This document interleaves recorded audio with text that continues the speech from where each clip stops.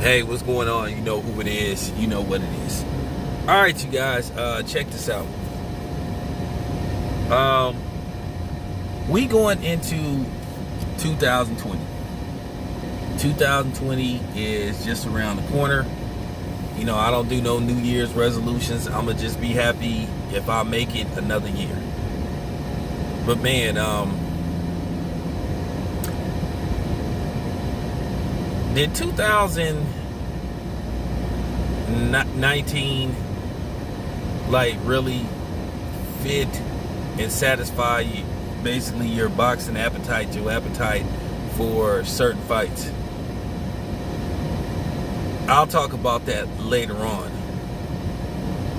You know, maybe do a year review, maybe do that around the 31st, do that around the 30th, because we're about to close out 2019. But let me ask y'all something. How did we get here, man? You know, I think Bobby Womack made a song called "Where Do We Go From Here?" But I'm like, how did we get here? How did we get to a situation, this whole Errol Spence, Bud Crawford situation where, and I want to send a shout out to Champside Boxing, because Champside Boxing made a great video, and he been saying the same thing that I've been saying for over a year. And I want to make it very clear, I'm going to continue to do me and voice my opinion, because I need to. I'm going to continue to say what needs to be said. But I got to ask this question. How did we get here where, as black people, we were supposed to be celebrating two of possibly the best fighters at 147, possibly having a mega showdown and having a classic fight, a great fight?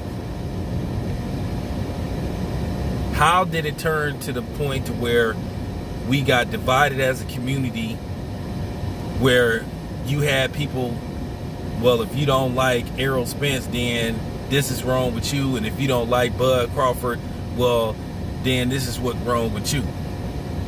I've said this on several occasions, that I respect both of those men, and I am fans of both of those guys as fighters. I don't know Errol Spence except for when I've interviewed him, and that's pretty much all I do. I go there, I do what I'm supposed to do, and that's it.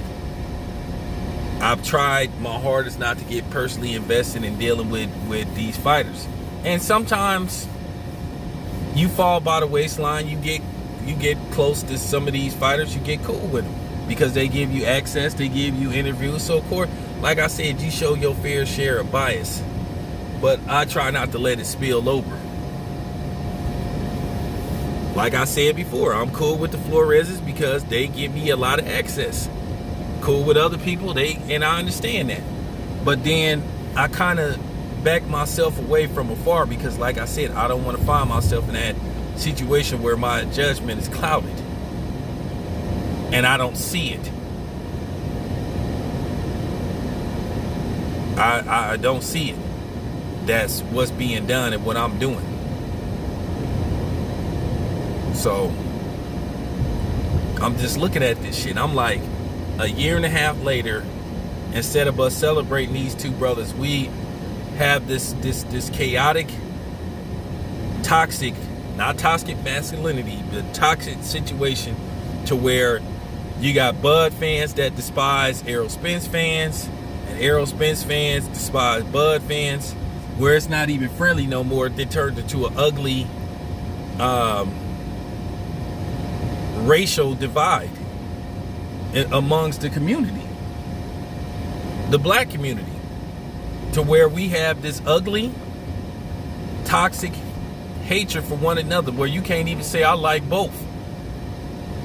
It's like, nah, you either fucking with Bud or you either fuck with Errol Spence, which I tell anybody I'll fuck with both of them. Where all I wanted to see is a fight. And I'm gonna tell you something. Whether people like it or not, this situation was instigated by us, by black people, by people in the black community.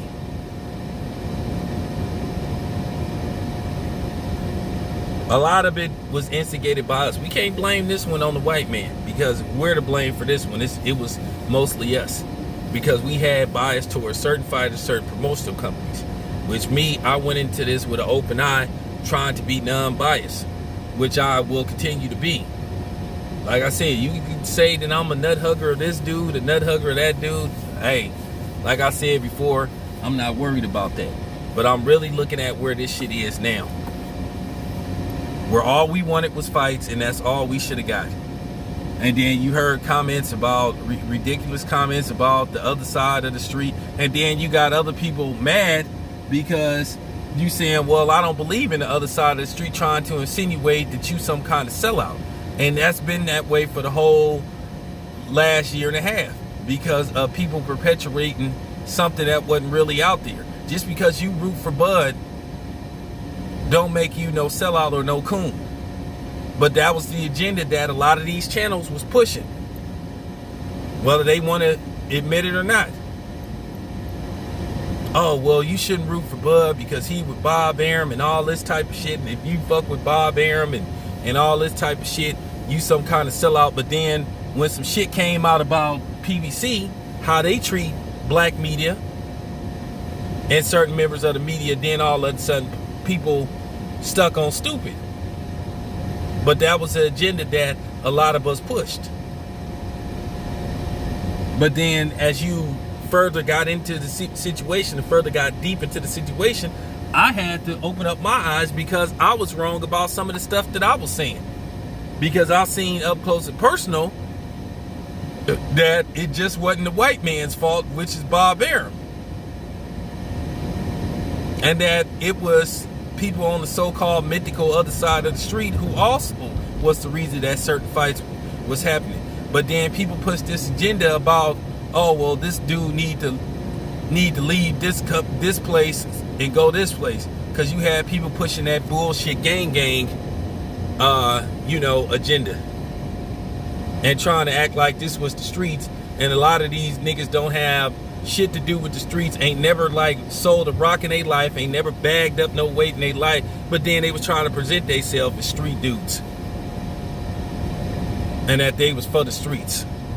Because if you really smart, you wouldn't try to put that on yourself. Like I said, the streets, yeah, I am a street dude that came from the streets, but then I also worked. And I'm gonna tell you right now, the streets almost cost me my life like at least 4 or 5 times, or hanging around people that was about that life in the streets always could have cost me my life a couple of times, just because I was affiliated with them. But you had a lot of people trying to pretend like they were street dudes, and they wasn't, when they was basically nerds trying to act like they street dudes and trying to talk like they street dudes and shit.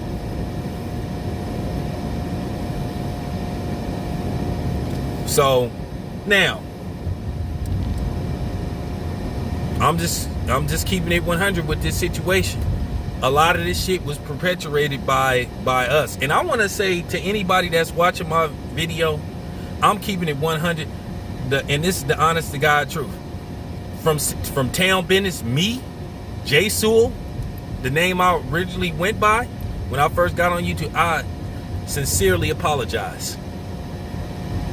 I sincerely apologize for basically playing along with this bullshit where I helped divide. I played a role in this shit at first, and I'm trying to undo it, because you guys should have never been forced to pick sides. Do I like some of the shit that's going on with Bud and Top Rank? No, absolutely not. But I shouldn't have been perpetrating that fraud that if you supported Bud while he was on Top Rank, you some kind of sellout, you some kind of coon. Because I shouldn't have did that. Because now I regret where we are as a whole. I regret that to the fullest. I sincerely apologize. Because I hate where we are now, where we divided as a community. We want best for Bud. We want the best for Bud. We want the best for Errol Spence. But like I said before, I was sitting up here being pro this and pro that, but I didn't know what was going on. I had my blinders on, but then I ended up like finally realizing what was going on when I seen what was happening with me and other people. And like I said before, I sincerely apologize for playing a role in dividing the black community, making you guys choose sides. If you like Bud, go ahead. You are not no coon or no sellout if you like Bud. At the end of the day, as far as Bud leaving Top Rank or whatever, if he ain't happy with Top Rank or he should leave, once again, I've said that's Bud's decision.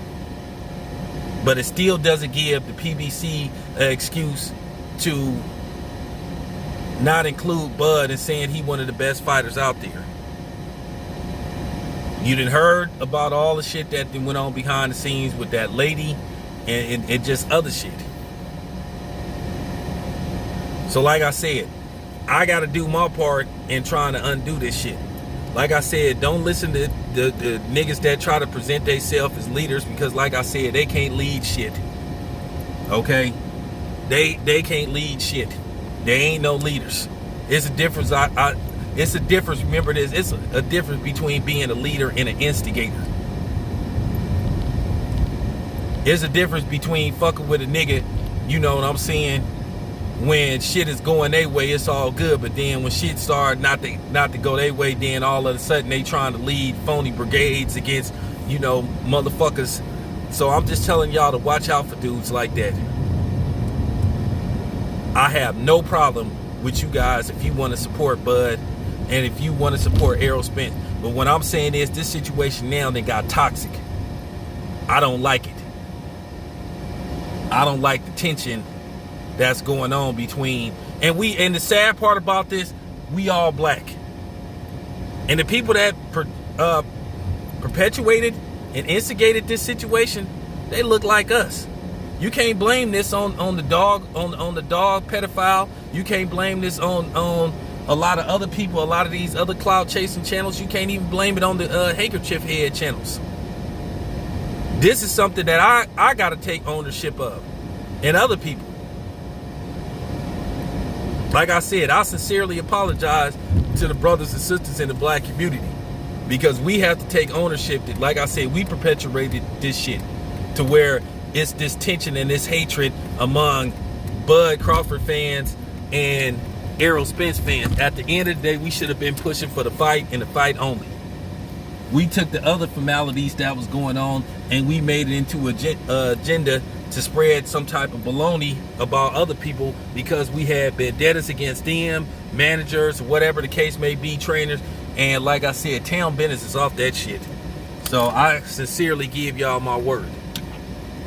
From, you know, all I want is for Terrence Crawford to be healthy. I want for Errol Spence to get back